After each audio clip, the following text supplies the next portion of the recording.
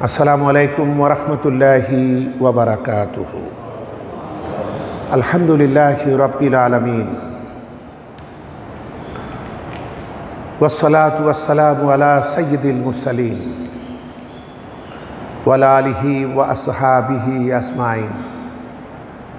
আউযু বিল্লাহি মিনাশ শাইতানির রাজিম। বিসমিল্লাহির রাহমানির রাহিম। সম্মানিত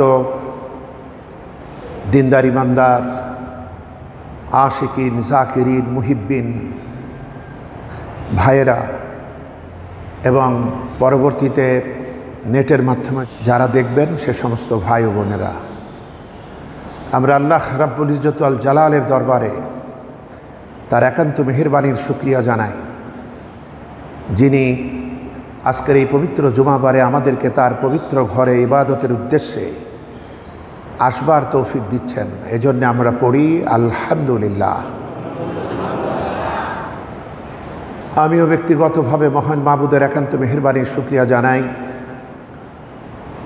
ঝঞ্ঝা বিক্ষুব্ধ এই পৃথিবীতে, হাসি কান্না বেদনায় ভরা দুনিয়ায়, এখানে ছোট্ট একটা বান্দা হিসাবে, আল্লাহ দ্বীনের খাদিম হিসাবে আপনাদের সঙ্গে মিলবার সুযোগ আমাকে দিলেন, এজন্য আমিও পড়ছি আলহামদুলিল্লাহ। বিগত দিনে আপনাদের সামনে কয়েকটি বিষয় বলবার চেষ্টা করেছি। একটি হলো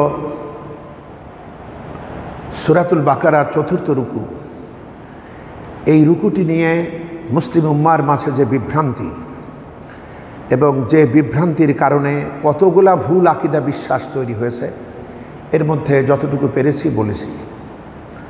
পাশাপাশি বলবার চেষ্টা করেছি যে প্রথমত পূর্ণাঙ্গ সূরা হিসাবে সূরাতুল ফাতিহা আল কোরআনে ১ নম্বরে জায়গা পেয়েছে।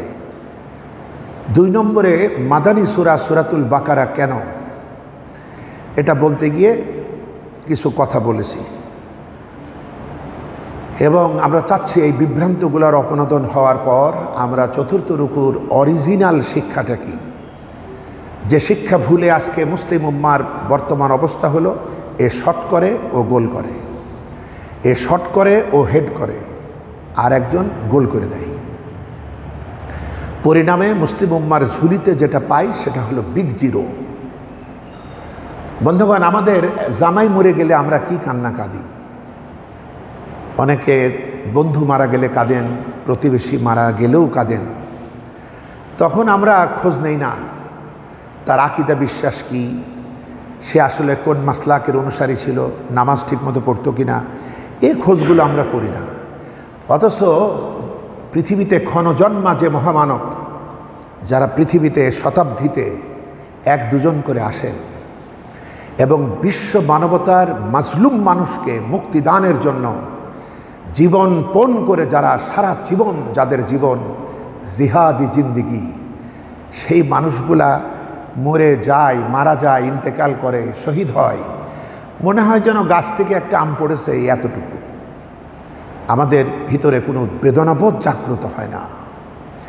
এর চাইতে দুঃখজনক আর কিচ্ছু হতে পারে না। কারণ গত জুমায় বলছিলাম, আমরা তো আসলে আমাদেরকে বোঝানো হয়েছে পৃথিবীতে সেই ফল খেয়ে গাছের কাছে গিয়ে আমরা যে অপরাধ করে ফেলেছি। আমার বাপজান, আম্মাজান ৩০০ বছর কেঁদে কেটে মাপ পাইছে। এখন আমাদের কাজ হলো ওই ফল খেয়ে যে পেটে পায়খানা হয়েছে, নাপাক হয়ে গেছি, পৃথিবীতে পায়খানা টায়খানা করে পাকসাফ হয়ে আবার আমাদের পুরনো বেহেশতে যাব। মাঝখানে ভুলে গেছি আমাদের দায়িত্বের নাম কি। দায়িত্বের নাম হচ্ছে খেলাফত। এই দায়িত্ব আল্লাহ পাক মানব জাতি ছাড়া আর কাউকে দেন নাই। সুবহানাল্লাহ। আমরা বলি আলহামদুলিল্লাহ। আমার আপনার আমলের সাফল্য, যদি আমার আমলগুলি, যদি আমার ইবাদতগুলি খেলাফত কেন্দ্রিক হয়, পৃথিবীতে আল্লাহর সমস্ত সৃষ্টি ইবাদত করছে, ফেরেশতা থেকে শুরু করে ইলেকট্রন, প্রোটন, নিউট্রন, পজিট্রন, এমনকি ঈশ্বর কণা পর্যন্ত সবাই সেই এক প্রভুর দাসত্ব করে। এরা সব আব্দ, বান্দা। কিন্তু আমি বান্দা হয়ে বসে থাকলে আমার জীবনের গোল, আমার লক্ষ্যটা পূর্ণ হবে না।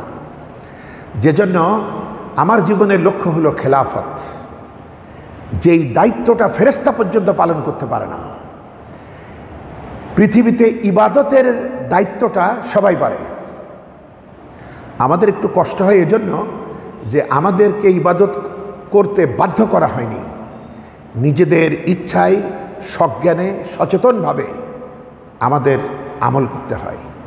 আর সবার মস্তিষ্কে আল্লাহ পাক সবার মেমোরিতে সবার দিলে ইবাদতের সব কিছু এমনভাবে সেট আপ করেছেন, ইচ্ছাই হোক অনিচ্ছাই হোক তার মানবেই, তাদের উপরে নতুন করে আর কোনো ওহী আসবে না, তাদের কোনো পরীক্ষাও নাই। কারণ পরীক্ষা হতে হলে ছাত্র কিংবা ছাত্রীর স্বাধীনতা লাগে। কেউ যদি সুন্দর করে তার খাতা লিখে দেয় কোনো মহানুভব শিক্ষক, তবে ছাত্র ছাত্রীর রেজাল্ট হয় না, তাতে পরীক্ষা হয় না। পরীক্ষার জন্য স্বাধীনতা লাগে। ভালো ছাত্রের জন্য যতটুকু, যেমন খারাপ ছাত্রের জন্য ততটুকু তেমন স্বাধীনতা লাগে। যে শিক্ষক ক্লাসে পড়া না পারলে পেটায়, ধমক দেয়, অথবা পড়া পারলে প্রশংসা করে, ওই ছাত্র ওই শিক্ষক যখন পরীক্ষার হলে দেখে ছাত্রছাত্রী ভুল লেখছে তখন ধমক দেয় না, ঠিক লেখছে প্রশংসা করে না। পুরস্কার এবং তিরস্কার এটা রেজাল্টের দিন। এই মৌলিক কথাগুলো যেন আমাদের মনে থাকে। এখন আমাদের মূল দায়িত্ব হচ্ছে খেলাফত। ফেরেশতারা বুঝতে পারে নাই খেলাফতের কাজটা কি, যে জন্যে তারা মনে করেছিল আগের অভিজ্ঞতায় যে জিন নামক একটা সৃষ্টি আল্লাহ পাক করেছিলেন, তাদেরকে কিছুটা স্বাধীনতা দিয়েছিলেন। স্বাধীনতার সুযোগে তারা মারামারি, কাটাকাটি, নাফরমানি, এই সুন্দর জান্নাতি পৃথিবীটাকে তারা তছনছ করে ফেলছিল। তাই ওই অভিজ্ঞতার কারণে তাদের ভিতরে একটা খটকা প্রকাশ করেছিল, আল্লাহ তুমি কি এমন কাউকে বানাবা যারা এই পৃথিবীতে অশান্তি বিপর্যয় সৃষ্টি করবে, রক্তপাত ঘটাবে? আল্লাহ পাক বলেছিলেন, আমি যা জানি তোমরা তা জানো না। সুবহানাল্লাহ। এখন এই যে মূল যে প্রথম শুরু, বন্ধুগণ, শুরুতেই যদি ভুল হয়, আমরা বলি বিসমিল্লাহ গলদ, এখানে বিসমিল্লার মধ্যে গলদ না, বিসমিল্লাহ গলদ মানে শুরুতেই ভুল। আমাদের শুরুতেই এমন ভুল ঢোকানো হয়েছে যে প্রথমত ফেরেশতারা আপত্তি জানিয়েছিল, নাউজুবিল্লাহ। এই মানুষ, একদিকে তো শয়তান আমাদের শত্রু আছেই, আবার আমাদের হুজুররা এমন করে বুঝাইলো যে ফেরেশতাদের সাথে তো আমাদের কোনো শত্রু নাই, তো আমাদের বানাতে গিয়ে ফেরেশতারা শুরুতে আপত্তি করলো।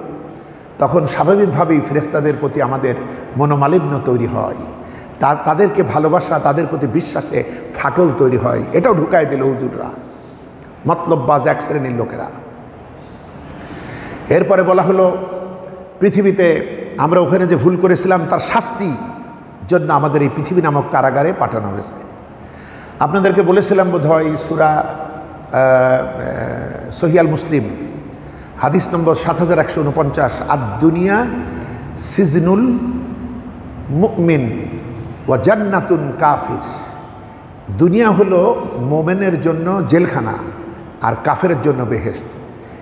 এর মানে দুনিয়াটা মোমেনের জন্য শাস্তির জায়গা না। যদি তাই হয়, এই জেলখানা মানে যদি আমরা মনে করি দুনিয়াটা আমাদের জন্য কারাগার, অতএব শাস্তির জায়গা, তাহলে পাল্টা মনে করতে হয় কাফেরদের জন্য দুনিয়া শান্তির জায়গা। কিন্তু না, কাফেরেরা সবসময় শান্তিতে থাকে না। কাফেররাও পালাইতে হয়, গোপনে থাকতে হয়, বন্দী হতে হয়, শাস্তি পেতে হয়, ভয়ঙ্কর বিভৎসভাবে বোমা হামলায় শেষ হয়ে যেতে হয়। এরকম বহু ঘটনা পৃথিবীতে ঘটেছে। উন্নত বিশ্বের প্রেসিডেন্ট হয়েও গুলি খেয়ে মারা গিয়েছে হাজারো বডিগার্ড থাকা সত্ত্বেও। ব্যাখ্যাটা এমন না যে দুনিয়া মোমেনের জন্য কারাগার আর বেঈমানের জন্য বেহেশত। এটা শাস্তি অর্থে না, এটা কি অর্থে?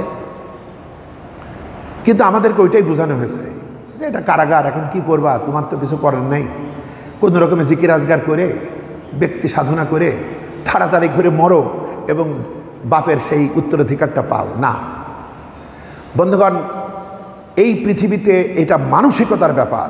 একজন মোমেন এই পৃথিবীকে তার স্থায়ী বাসস্থান মনে করে না, কিন্তু একজন বেঈমান মনে করে এই পৃথিবী আমার সব। যে জন্য হালাল হারামের পরোয়া না করে সে মানুষের হক নষ্ট করে 10 আঙুলে অর্থ সম্পদ কামাই করতে থাকে এবং মনে করে পৃথিবীতে চিরদিন আমি থাকবো, আমি আর রাজত্ব হারবো না। এরকম বহু কিছু আমাদের চোখে এসেছে। পাশাপাশি একজন মোমেন কখনোই, যত ভালোই সে থাক পৃথিবীতে, কখনোই সে মনে করে না এই পৃথিবী আমার চিরস্থায়ী আবাস। সে মনে করে এটাকে ছেড়ে যেতে হবে। সে কি মনে করে? আদ-দুনিয়া মাজরাআতুল আখিরাহ। এটি হাদিস গ্রন্থে আছে, কিন্তু এটা রাসূলুল্লাহর হাদিস না। এটি বড় বড় ওলামারা যারা ইসলাম নিয়ে গবেষণা করেছেন তাদের একটা অভিব্যক্তি। সেটা হলো এই পৃথিবী হলো আখেরাতের শস্য ক্ষেত। আখেরাত হলো রেজাল্টের দিন, আর দুনিয়া হলো আমার পরীক্ষাগার।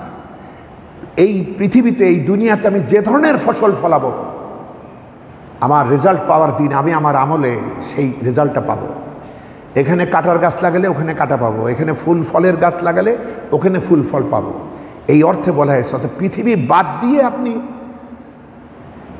আমল করবেন এটা সুযোগ নাই। পরীক্ষার হলকে অস্বীকার করে পরীক্ষা হয় না। সুতরাং এখানে বৈরাগ্যবাদ এর কোনো সুযোগ নেই।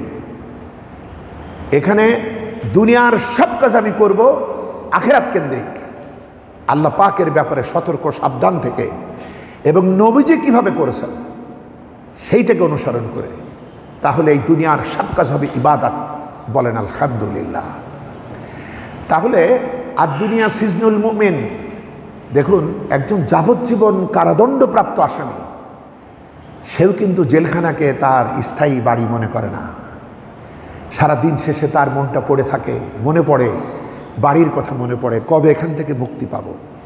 একজন মোমেন এইভাবেই এখানে বাস করে যে কবে আল্লাহর ডাক আসবে আর আমি সরাসরি সেই ডাকে সাড়া দিয়ে আমি সেই আসল জায়গায় চলে যাব। এই অর্থে বলা হয়েছে পৃথিবী কারাগার মোমেনের জন্য। আর ওরা তো ভাবে না, ওরা যত বাঁচতে পারে ততই বাঁচে।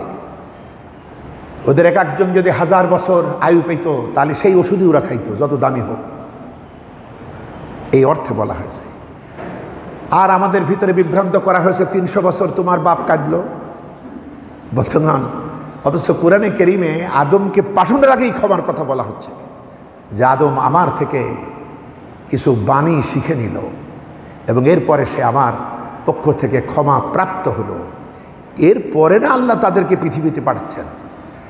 জান্নাতে গিয়ে যখন জান্নাতের মতো সুরক্ষিত জায়গায় শয়তান যখন তাদের ধোঁকা দিতে পেরেছে, তাদের ভয় লাগছে পৃথিবীতে আমাদের তো একসাথে যেতে হবে, একে অপরের দুশ্মন হয়ে।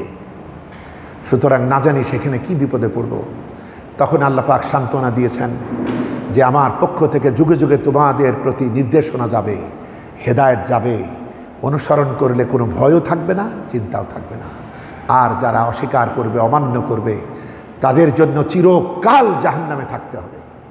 বন্ধুগণ, এরপরে আমাদেরকে বিভ্রান্ত করা হয়েছে যে জ্ঞানের পরীক্ষা হলো, আদম জ্ঞানে ফার্স্ট হলো, আর এরা সবাই পুরা জামাত, ফেরেস্তার জামাত ফেল করলো। কি মজা! এভাবেও একটা প্রতিপক্ষ আমাদের ফেরেস্তাদের সঙ্গে দাঁড় করানো হয়েছে। অথচ ফেরেস্তাদের এই মহাসম্মেলন করা হয়েছিল সহযোগিতার জন্য। আদম এবং তার সন্তানদের খেলাফতের দায়িত্বে ওরা সহযোগিতা করবে, কিন্তু ইতিপূর্বে কাউকে খেলাফত দেওয়া হয়েছিল না। জিনরা স্বাধীন সত্তা হলেও তারা খেলাফত পায় নাই। এদের মধ্য থেকে ইবলিস চিন্তা করলো, ইবাদত বন্দেগী করে যখন ফেরেশতা পর্যন্ত উঠলাম, আরেকটু চেষ্টা করলে আমি ওই মর্যাদাটাও পাবো। যখন দেখলো হায় হায়, আমার চোখের সামনে আরেকটাকে আল্লাহ দাঁড় করাইছে এবং ফেরেশতাদের সাথে আসি বলে, এই জামাতবদ্ধ আসি বলে সবার সাথে আমাকে সেজদা করতে হবে, তাহলে তো আমার সব সাধনা শেষ। এতদিন আমি করলামটা কি? সুতরাং এই চিন্তা তাকে পেরেশান করে তুলেছে এবং সে উদ্ধত, অহংকারী, হিংসুক এবং বেয়াদবিমূলক আচরণ করেছে। আল্লাহর সাথে তার অগণিতবার কথা হয়েছে। তার ঈমান তো চোখে দেখা, ফেরেশতা দেখছে, জান্নাত দেখছে, জাহান্নাম দেখেছে। এরকম পদস্খলন তার হওয়ার কথা না, কিন্তু হয়েছে। তো বন্ধুগণ, আমাদের মনে রাখতে হবে ফেরেশতারা আমাদের সহযোগী এবং সর্বোত্তম শুভাকাঙ্ক্ষী। তারা আমাদের জন্য মাগফিরাতের দোয়া করে, কোরআনে কারীম তার সাক্ষী। তারা আমাদের সহযোগিতা করে, তারা আমাদের কল্যাণ করে, তারা প্রয়োজনে আমাদের কারো কারোর সাথে মুসাফা পর্যন্ত করে। আমরা যখন নিজের আল্লাহর কাছে দোয়া করি, তারা আমাদের ঘিরে ধরে, তারাও হাত তুলে আমাদের জন্য আমিন আমিন বলতে থাকে। আমরা যখন নামাজে আমিন বলি, তারাও আমিন বলে আমাদেরকে সঠিক পথ পাওয়ার জন্য। এত শুভাকাঙ্ক্ষী বন্ধু আর হয় না, বলেন সুবহানাল্লাহ। কিন্তু বলা হলো ওরা আপত্তি করলো, খেয়ে দে কাজ নাই, ফেরেশতারা আপত্তি করবে। তা আল্লাহ পাক যখন তাদের সামনে এই কথাটা বললেন, তাদের জন্য সুযোগ দিয়েছিলেন তারা কোনো মন্তব্য করলে করতে পারে, কারণ সারা জনমভর এই নতুন সৃষ্টিটাকে সহযোগিতা করতে হবে, তাদেরকে বুঝতে হবে। ওদের কাজই হলো গোটা পৃথিবীর সিস্টেমকে, শৃঙ্খলাকে ঠিক রাখা। কিন্তু যাকে খেলাফত দেয়া হচ্ছে তার কাজ ভিন্ন, তার স্বাধীনতা আছে। সে ইচ্ছা করলে ঠিক লাইনে চলতে পারে, সে ইচ্ছা করলে বেঠিক লাইনেও চলতে পারে, এবং তাৎক্ষণিক আল্লাহর আযাব তার উপরে আসবে না। এটাই তো তার পরীক্ষা। এখন মানুষ, আমি যখন আগুন জ্বালবো, ফেরেশতারা তো যদি না জানে আমার কাজটা কি, ফেরেশতা এসে তো জোর করে আগুন নিভাই দেবে, তাহলে আমি তো কাজ করতে পারবো না। শারীরিক শক্তির দিক থেকে, গতির দিক থেকে তারা আমার চাইতে অজস্র গুণ, অসীম গুণ শক্তিশালী। আমি একজনকে মারবো অন্যায় করে, ফেরেশতা মারতে দেবে না তো। তারা তো হারামের কোনো কিছু সহ্য করবে না। কিন্তু এই সৃষ্টিটা এমন যে এদের ব্যাপারে একটা ধারণা ফেরেশতাদের দিতে হবে আল্লাহর, যে ফেরেশতারা যেন তাদের কাজে বাধা না দিয়ে তাদের কাজটা যেন করতে দেয়। তো ফেরেশতারা দেখছে আশ্চর্য, এই সমস্ত অন্যায় করার কারণে একটা জাতিকে পৃথিবী থেকে ধ্বংস করার জন্য আমাদের পাঠাইলো, জিন জাতিকে। আর আল্লাহ আবার এমন একটা সৃষ্টি কেন করছে? তারা আসলে তাদের যে সীমাবদ্ধ জ্ঞান, তাতে তারা এটা বুঝতে পারছিল না, তাই তারা বুঝতে চেয়েছে। আল্লাহ পাক তখন খেলাফতের দায়িত্বটা কি, হযরতে আদমের আন্ডারে কিভাবে এই বিশ্ব ব্রহ্মাণ্ড থাকবে, কিভাবে সে এগুলো পরিচালনা করবে, কতখানি সে বোঝে, এই ধারণাটা দেবার জন্য ওয়া আল্লামা আদামাল আসমাআ কুল্লাহা, সব কিছুর নাম। এ নাম মানে পরিচয়, এ নাম মানে সার্বিক বিষয়। নাম তো নামই, কিন্তু নামের মধ্যে থেকেই ফুটে উঠবে সমস্ত গুণের পরিচয়। এগুলো আল্লাহ পাক তাকে শিক্ষা দিয়েছিলেন। এই শিক্ষার সাথে ফেরেশতাদের কোনো সম্পর্ক ছিল না। বন্ধুগণ, সূর্য যা করে ওটা সূর্যের ইসলাম, সূর্যের কাজটা চাঁদ করে না, চাঁদ যেটা করে চাঁদের ইসলাম। পানির ফেরেশতা যা করে ওটা পানির, ওই ফেরেশতার ইসলাম, পানি সংক্রান্ত। বাতাস নিয়ে যার দায়িত্ব, সেই ফেরেশতাকে আল্লাহ বাতাস সংক্রান্ত জ্ঞান দিয়েছেন, তাকে আবার পানির জ্ঞান দেননি। আগুনের ফেরেশতা যারা, তাদেরকে আগুন সংক্রান্ত জ্ঞান। তো এখন তারা সেইগুলা করতেছে। এমনকি সংশ্লিষ্ট ফেরেশতা পানি সম্পর্কে যা বোঝে, অতখানি বুঝা আমরা মানুষেরাও বুঝিনি। কিন্তু আমাদেরকে সার্বিক ব্যাপারে যেটা মৌলিক জ্ঞান, সেটা দেওয়া হয়েছে। যেহেতু সব কিছু আমি ডোমিনেট করব, সব কিছু আমি পরিচালনা করব, এরপরে এগুলার ব্যবহার আল্লাহর হুকুম অনুযায়ী আমি করব। উল্টোপাল্টা করলেই জাহান্নাম, ঠিক করলেই জান্নাত। সুতরাং ফেরেশতাদেরকে এটা বুঝতে পারতে হবে। যে জন্য আদমের কাজ, দায়িত্ব এবং জ্ঞান এটা যে আলাদা, এজন্য আদমকে বলা হলো, আদম তুমি বলো তো এসবের নাম। ফেরেশতাদেরকে বলল তোমরা বলো তো, তারা বলল ক্বালু সুবহানাকা লা ইলমা লানা ইল্লা মা আল্লামতানা। তুমি পবিত্র, তুমি মহিমান্বিত, তুমি অসীম ক্ষমতাধর। আমরা তো ততটুকু জানি যতটুকু তুমি আমাদের শেখাইছো, আমরা এটা পারবো না। এবার আদমরে যা শিখাইছে আদমকে বলতে বলল, আদম সব বলে দিল। এবার আল্লাহ বললেন, এবার তোমরা বুঝতে পেরেছো তো যে আসলে আদমের কাজ ভিন্ন। সুতরাং তোমরা এবার তাকে, আমার এই নতুন সৃষ্টিটাকে অভিনন্দিত করো। এর মর্যাদা হবে সবার, কারণ এ মর্যাদা নিজ হাতে অর্জন করবে। ফেরেশতারা তো জান্নাতি হবে না, ফেরেশতাদের সঙ্গে জান্নাতি জাহান্নামের কোনো প্রশ্ন না।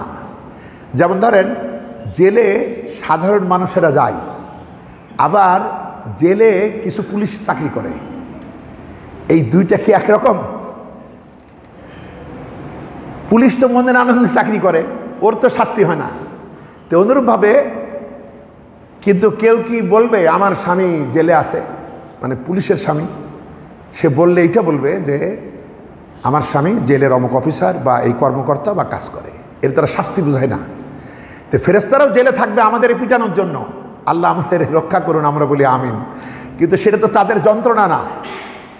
তো মূল বিষয় হলো কোনো সৃষ্টির জন্যই জাহান্নাম না, শুধু স্বাধীন সত্তা বিশিষ্ট সৃষ্টি ওই জিন আর আজকের এই খলিফা আমরা, এদের জন্য। কারণ স্বাধীনতা ছিল, আমরা ভালো কিছু পাইলে, জান্নাত পাইলে সেটা আমাদেরকে অর্জন করতে হয় নিজের চেষ্টা সাধনা দিয়ে, আবার জাহান্নামে যেতে হলেও আমাদেরকে সেটা অর্জন করতে হয় আমাদের চেষ্টা, বদমতলব কুমতলব দিয়ে চেষ্টা করতে হয়। তো এখন এই পরীক্ষা আসলে টোটাল সারা জীবন আমাদের পরীক্ষা দিতে হচ্ছে। ফেরেশতারা বুঝতে পারলো, এবং ফেরেশতারা এটাও বুঝলো যে হ্যাঁ, আল্লাহ তো বলেনি রক্তপাত হবে না, আল্লাহ বলেনি পৃথিবীতে বিশৃঙ্খল হবে না। আল্লাহ পাক এটাই বুঝালেন, শোনো, এই খেলাফতের যে গুরু দায়িত্ব, আমি আমার পূর্ণ ক্ষমতা বলে এই মহাবিশ্বের সব কিছু নিয়ন্ত্রণ করছি, তাই তোমরা দেখছো আম গাছ সারা জীবন আমি হচ্ছে, সূর্য একই সময় মতো ঘুরছে, চাঁদও তাই, গ্রহ তারা নক্ষত্র পৃথিবী, এমনকি আমাদের নিজেদের শরীরের ভিতরে রক্ত প্রবাহ, হার্ট, ব্রেন, যত কিছু, কিডনি, সব কিছু ওই একই বিধানের অনুগত। আল্লাহ পাক দেখতে চান যে তুমি বেটা মানুষ, তুমি তো দেখছো কোনোটাই তোমার হুকুম মতো চলে না, এমনকি তোমার চোখও তোমার হুকুম মতো চলে না, তোমার অনুভূতিও তোমার মতো চলে না, আমি যে সিস্টেম করেছি সেই অনুযায়ী কিন্তু চলে। সুতরাং এত কিছু যখন দেখছো, তোমার উৎসাহ প্রেরণার সব কিছু, যে সব কিছুই হলো আল্লাহর বিধান মতো চলে, এবার তোমাকে আমি একটুখানি স্বাধীনতা দিছি, বড় স্বাদ, তুমি আমার সেরা সৃষ্টি, তোমারে জান্নাত দেব, তুমি সবাইকে একটু দেখাও না যে স্বাধীনতা পায়েও তুমি আমার বন্দিগি করেছো, স্বাধীনতা পেয়েও তুমি আমার দাসত্ব করেছো, স্বাধীনতা পেয়েও তুমি আমার নাফরমানি করনি, এইটুকু যদি পারো তুমি আমার খলিফা, এটাই তো তুমি দেখাবা, আর কেউ তো পারবে না। জিবরাইল আলাইহিস সালাম তার কাজই করে, জিবরাইলের আজরাইলের ইবাদত এক না, যে সিজদায় পড়ে আছে তার ওইটাই ইবাদত। অনুরূপভাবে তাদের যে বিধানগুলো মানতে হয়, সেজন্য কোরআন, কেতাব, ওহী কোনোটাই নাজিল হয়নি, এটা আল্লাহ পাক স্থায়ীভাবে সেট আপ দিয়েছেন। আর আমাকে আপনাকে যেহেতু পুরস্কার এবং তিরস্কার, শাস্তি এবং পুরস্কার দেয়া হবে, এজন্য আমাদের ওইটা সেট আপ দেওয়া নেই, শুধু বুঝার জন্য একটা বিবেক সেট আপ দেওয়া আছে, আকল, এটাকে কাজে লাগালেই আমি অনেক লেখাপড়া না জানলেও বুঝতে পারি এইটা ভালো আর এইটি মন্দ। একজন ভয়ঙ্কর মিথ্যাবাদীও জানে মিথ্যাটা ভালো না, সত্যটা ভালো। একজন ব্যভিচারী ধর্ষকও জানে যে এটা একটা খারাপ কাজ, কারণ তার ভিতরে ওই আকলটা মারা যায় না। মরে তো আমাদের দেহ, আল্লাহ পাক কোথাও বলেনি মানুষ, আমরা বলি না মানুষ মরণশীল, কুল্লু নাফসিন যায়কাতুল মাউত, এই অনুবাদটা ভুল, এটা বোঝার জন্য বলে মানুষ যে মানুষ মরণশীল। আল্লাহ কোথায় কইছে মানুষ মরণশীল? কুল্লু নাফসিন যায়কাতুল মাউত, নফস, এই নফস মৃত্যুর স্বাদ গ্রহণ করবে। আমার ভিতরে কিন্তু দুইটা সত্তা আছে, আর কারো মধ্যে নেই, একটা নফস আর একটা রূহ। অন্য প্রাণীর ভিতরে রূহ নাই, খলিফাদেরকে রূহ দেয়া হয়েছে, এটা আল্লাহর হুকুম, এটাই আমার বিবেক। আপনার গরু ছাগলের কোনো বিবেক নেই, ওদের আছে নফস। ওদের ক্ষুধা লাগলে, ওদের যদি ছেড়ে দেন, ক্ষুধা লাগলে ওরা জানেই না যে, বা জানলেও ওরা এইটা মালিকের ক্ষেত, অতএব খাবো, আর ওইটা পরের ক্ষেত খাবো না, এইটি কি তারা বোঝে? আপনার পোষা বিড়ালটা আপনার সাথেই থাকে, সে কি বোঝে যে এই দুধের সরটা মালিকের আর এইটা পরের, অতএব পরেরটা খাওয়া যাবে না, হারাম হবে, কবিরা গুনাহ হবে? বা আপনি যদি বোঝানোর ভালো করে সুর দিয়ে, ভয় দেখিয়ে, লাঠি দিয়ে যে এই সরটা আজকে আমি খাবো, খবরদার এখানে মুখ দিবি না, বিড়াল তাকে দেখবে মালিক স্বরূপ, তারপরে খায়ে জিব্বা পুষে বলবে আলহামদুলিল্লাহ, কারণ ওর কাছে রূহ নাই, ওর আছে নফস। কিন্তু আমরা এটা বুঝি কেন যে এইটা হারাম, এটা আমার না, এই সীমাটা আমরা কেন বুঝি? আমাদেরকে রূহ দেয়া হয়েছে। আল্লাহ পাক যখন আদমের বডি গঠন করেন তখন আল্লাহ পাক নিজের রূহ থেকে আমাদের দেহের মধ্যে এই রূহ ফুঁকে দিয়েছেন। এই বিবেকটাই হলো আমি আপনি। এই বিবেকটা এই নাফস নামক, এই দেহ নামক গাড়িতে সওয়ার হয়ে কাজ করে। দেহটা হলো এই পৃথিবীতে আমল করার একটা কার্যকরী অস্ত্র। নেক আমল করেন আর বদমল করেন, এটা একটা সহায়ক অস্ত্র। যে জন্য যখন রুহু বাইর হয় আমরা বলি অমুক আর নাই, বাড়ি গিয়ে দেখেন এখনো দাফন হয় নাই, আস্ত মানুষটা যার চেহারা দেখে চিনতেন সে ঠিকই আছে। তাহলে নাই কে? নাই হলো আসল মানুষটা, বিবেক, যেটা আল্লাহর পক্ষ থেকে রূহ। ও নবী, আপনাকে প্রশ্ন করা হয় সূরা বানী ইসরাঈলের 85 নম্বর আয়াত, ইয়াসআলুনাকা আনির রূহ কুলির রূহু মিন আমরি রাব্বি। আপনাকে প্রশ্ন করা হয় রূহ কি? আপনি বলুন এটা আল্লাহর আদেশ তোমাদের মাঝে রয়েছে। এ ব্যাপারে তোমাদেরকে ওয়ামা উতীতুম মিনাল ইলমি ইল্লা কালিলা, তোমাদেরকে আমি সামান্যতম জ্ঞান দিয়েছি, এটা বুঝবা না, এজন্য তুমি ঈমান আনবা। সব কি আর বুঝবা তুমি? সব তো আমরা বুঝবো না। তো বন্ধুগণ, সুতরাং আমাদের এই খেলাফতের দায়িত্ব যে ভিন্ন, এটা শুধু মানুষকে দেয়া হয়েছে, এবং ফেরেশতারা বাধা দিলে আদম সন্তান কাজ করতে পারবে না। এজন্য তাদেরকে সহযোগিতার জন্য সিজদা করানো হয়েছে, অভিনন্দন জানিয়ে সিজদা করা হয়েছে। আল্লাহ যেন একটা গর্ব করে বলছেন, দেখো, তাকায় দেখো কি সুন্দর, অনিন্দ সুন্দর, এ পৃথিবীর সব কিছু থেকে সুন্দর আমি একটা মানুষ বানাইলাম, আমার খলিফা, তোমরা তার সহযোগিতা করবা। তোমরা ইসকুল নালিল মালাইকা, আল্লাহ পাক ফেরেশতাদেরকে বললেন উসজুদু লি আদমা, আদমকে সেজদা করো।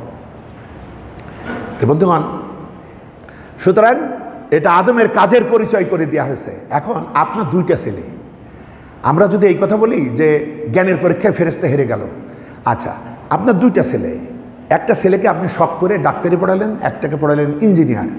ছেলে দুটো লেখাপড়া করে আসলো, একজন লোক এসে বলছে, আচ্ছা তোমার দুই ছেলের মধ্যে জ্ঞানীকে? এর কি জবাব দেবেন?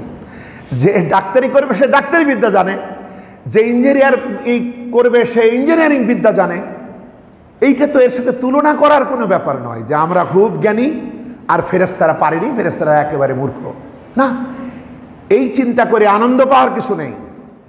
বরং মনে রাখতে হবে ফেরেশতারা যাতে আমাদের সহযোগিতা করেন, আমাদের শুভকামনা করেন, এজন্য আমাদের যে কি কাজ এটা তাদেরকে বুঝাই দেয়া হলো, যে জন্য তারা কোনো আপত্তি করেনি।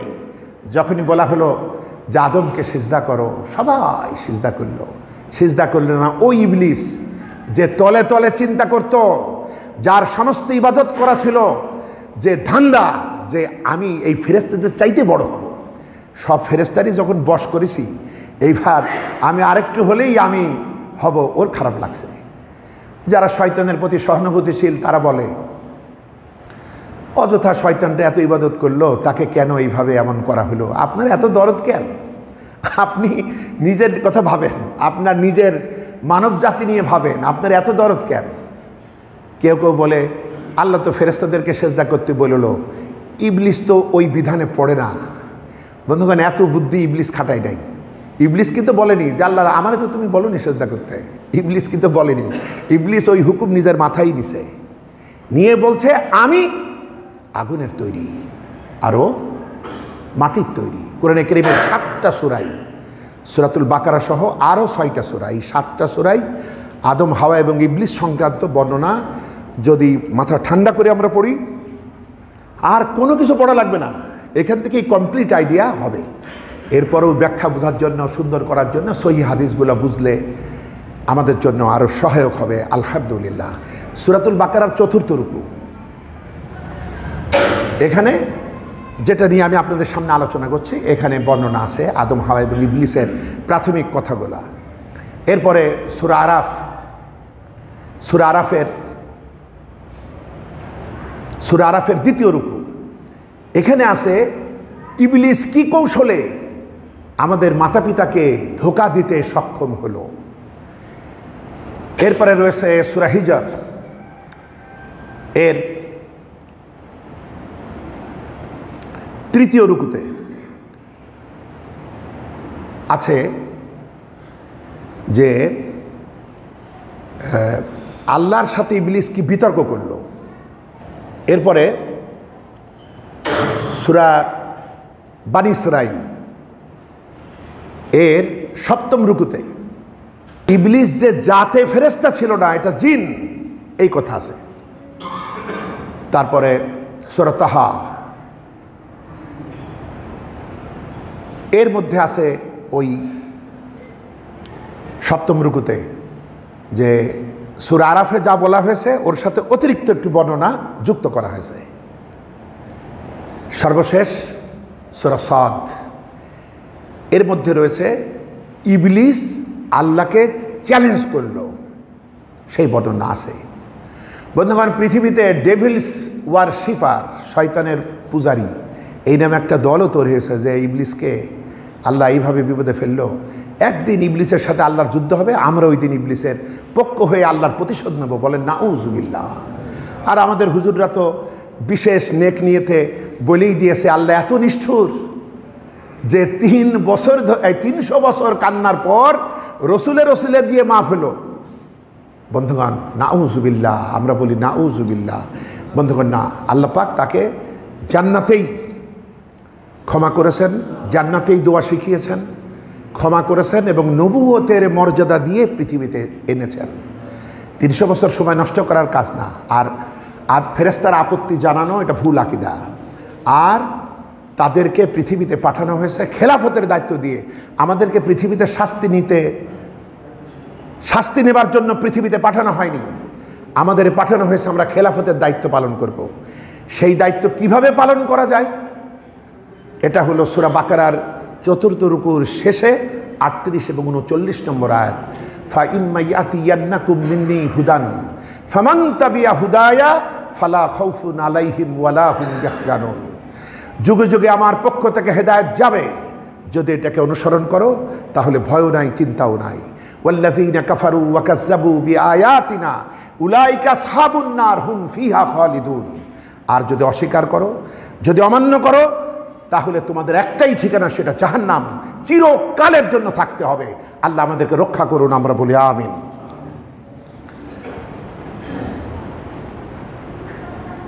আচ্ছা, এরপর সূরা বাকারার যে 4টে রুকু সাজানো হলো সেটা সম্পর্কে আরেকটু কথা বলি, যে পরপর যে সাজানো হলো।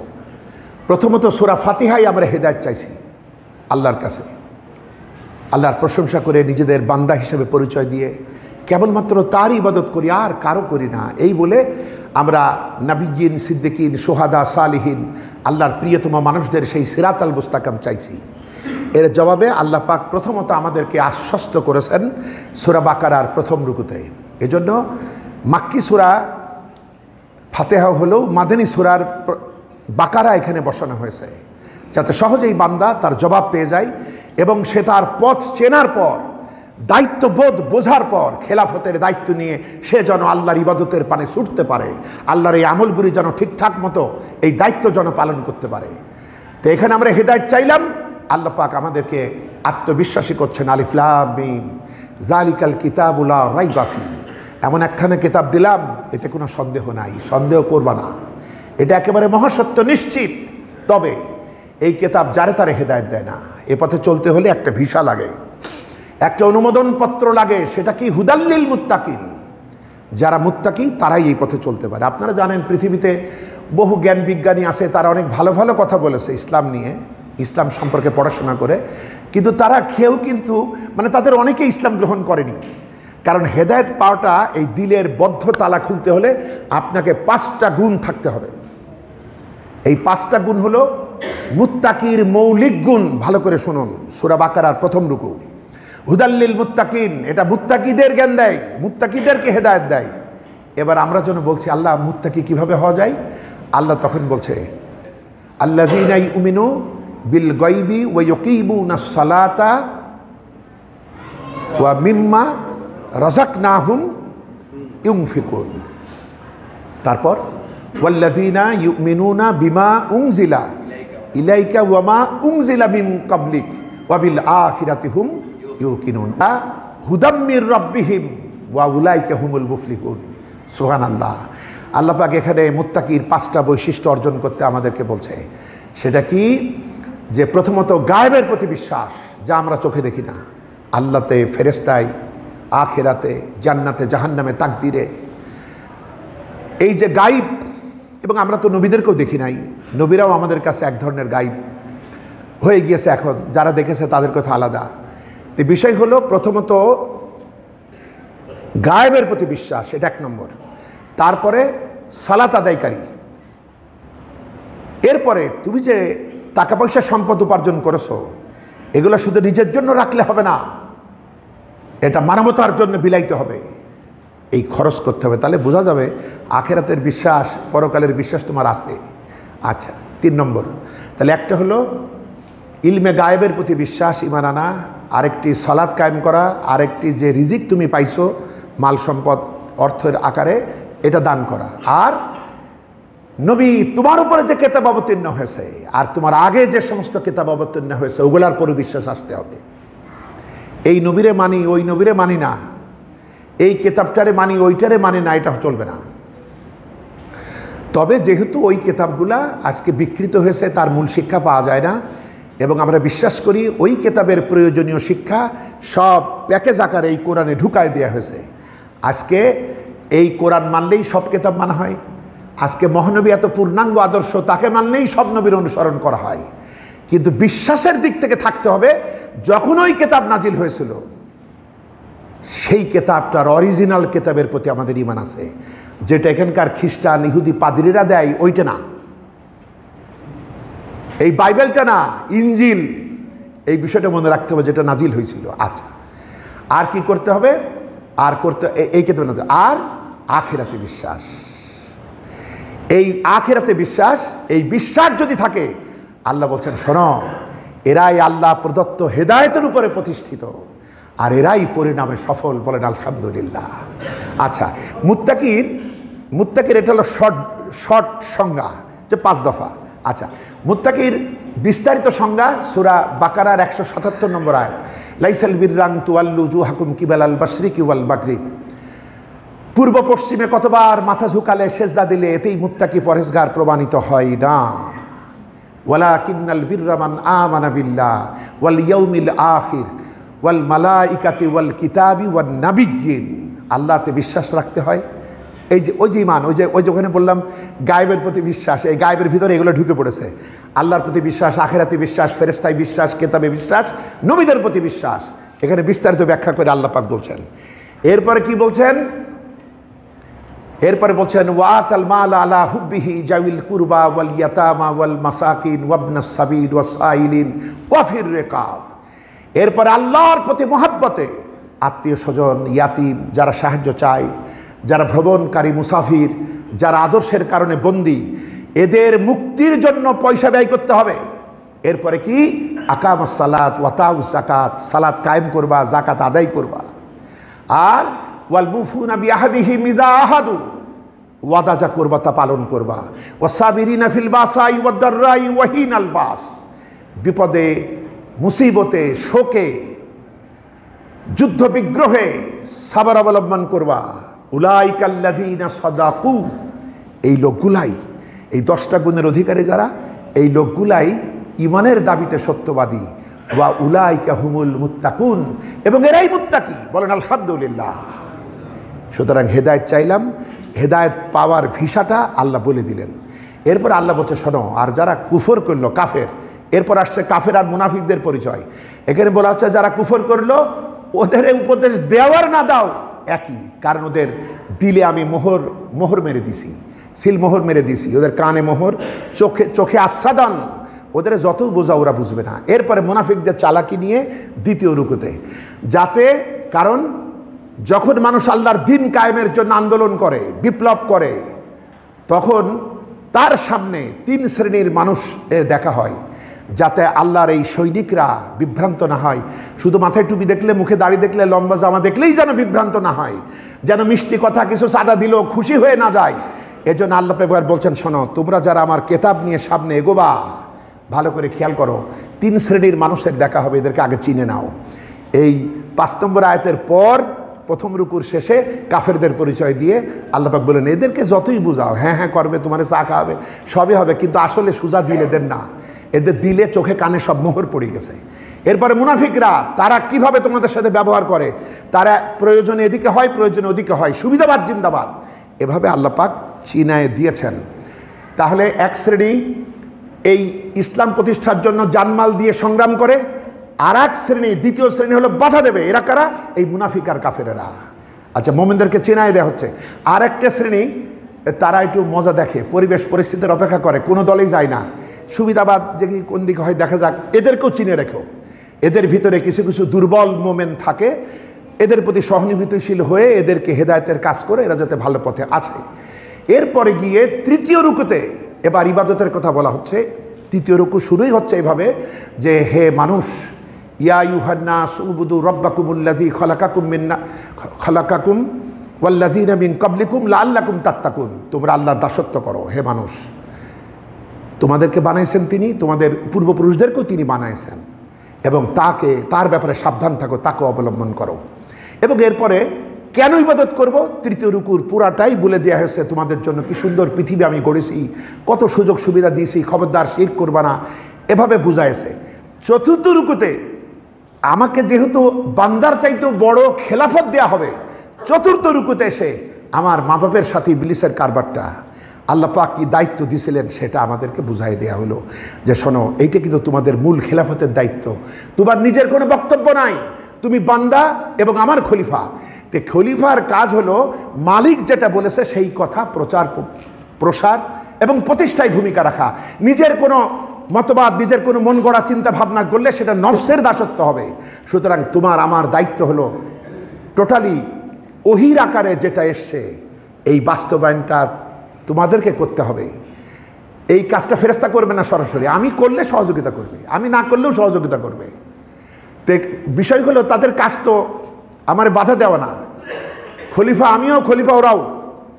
আচ্ছা, সুতরাং তোমাদের মুক্তি পেতে হলে, জান্নাতে যেতে হলে তোমরা এই কিতাব নিয়ে কাজ করো। তোমাদের সমস্ত বক্তব্য, বিবৃতি, আন্দোলন, লড়াই যত কিছু আছে সব এই কোরআন কায়েমের জন্য রাসূলুল্লাহর পদ্ধতিতে, এভাবে। তাহলে আর কোনো সন্দেহ থাকে না। এই যে যত সন্দেহ লোকেরা বলে বলে বলে বলে রটায়েছে, কত সন্দেহ, আল্লাহর প্রতি অভিযোগ আসে, ফেরেশতাদের প্রতি অভিযোগ আসে, আমরা হতাশ হই, দুনিয়া বিমুখ হই না। আল্লাহ পাক আমাদেরকে এত কিছু দিয়ে শিখাচ্ছে, দোয়া করো, রব্বানা আতিনা ফিদ দুনিয়া হাসানা ওয়া ফিল আখিরাতি হাসানা ওয়া কিনা আযাবান নার। হে আমাদের রব, আমাদের দুনিয়াটা সুন্দর করে দাও, কল্যাণে ভরে দাও, আমাদের আখিরাত কল্যাণকর করো, এবং জাহান্নামের পীড়াদায়ক আযাব থেকে আমাদের বাঁচাও। বন্ধুগণ, আমি মুসলিম, আমি আল্লাহর খলিফা। আমাদের দায়িত্ব হলো শুধু পৃথিবীতেই শেষ নয়, বরং যে রোড ম্যাপ মহানবী সাল্লাল্লাহু আলাইহি সাল্লামের মাধ্যমে আল্লাহ পাক কোরআনে দিয়েছেন, এই রোড ম্যাপ অনুযায়ী চলতে হবে। বিশাল কাফেলা নবীদের, তাদের এবং তাদের সাহাবাদের এই কাফেলায় শরীক হয়ে একেবারে যতক্ষণ জান্নাতে না পৌঁছায় ততক্ষণ পর্যন্ত চলতে হবে। এর ভিতরে বিপদ আসবে, মুসিবত আসবে, পুল সিরাতের পুল আসবে, কত ফাঁসি, কত জুলুম অত্যাচার আসবে, কিন্তু আমরা ওই আলো, ওই কোরআনের আলো পানে লক্ষ্য করে আমরা যেন রাসূলুল্লাহর এই মেসেজকে অনুসরণ করে আমরা চলতে পারি। আল্লাহ পাক আমাদেরকে তৌফিক দিন। আমরা বলি আমিন। আসসালামু আলাইকুম ওয়া রাহমাতুল্লাহি ওয়া বারাকাতুহু।